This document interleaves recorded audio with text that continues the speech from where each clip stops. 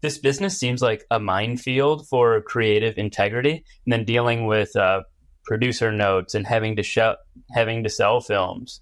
There are all these external pressures that seem just like designed to force you to compromise on your creative instincts. So how do you manage this?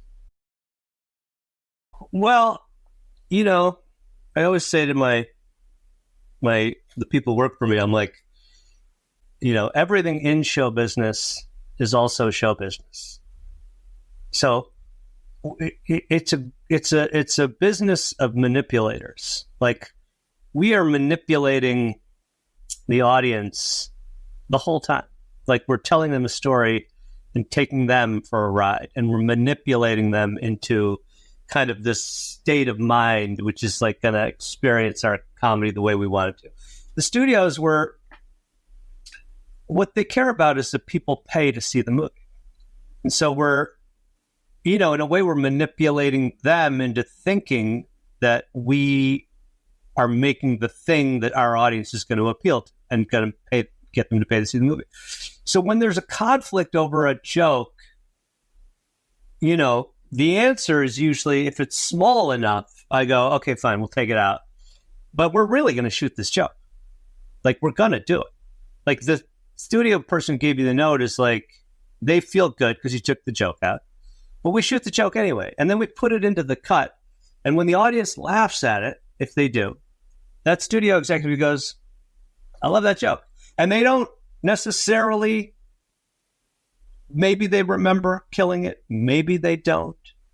Usually they don't say, oh, I love that joke and I'm glad we kept it. It doesn't go that way. We just all move on. And if the joke's good and everyone's laughing and they're happy and we're happy, okay, fine. Like, you could fight to tooth and nail over whether to put a joke in or not. But as we've made 9-10 movies now, you're like, who gives a fuck? We'll take 5 extra minutes and shoot this joke.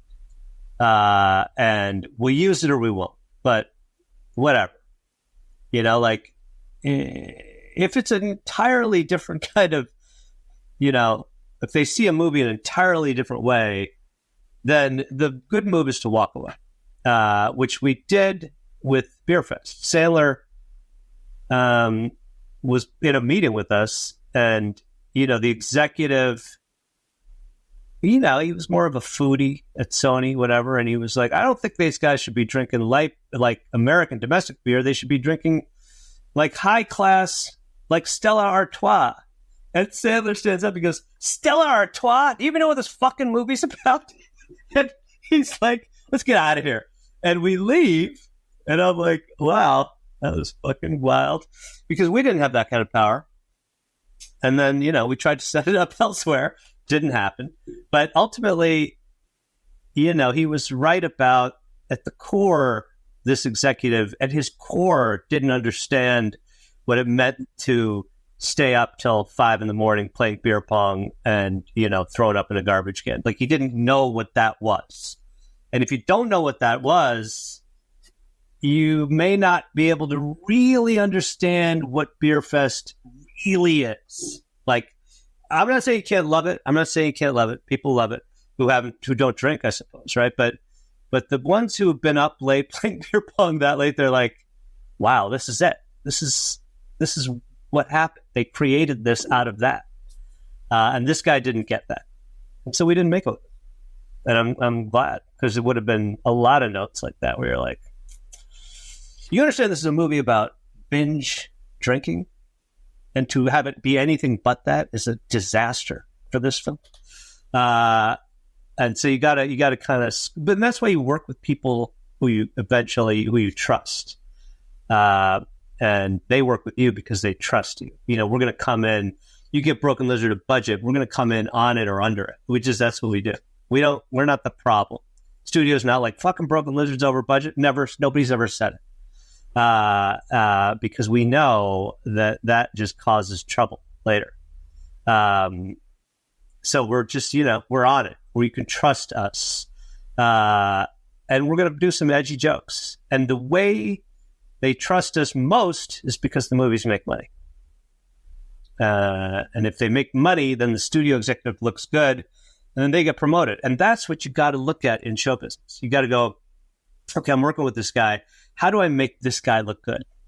Because if I make this guy look good to his bosses, then he'll want to work with me again.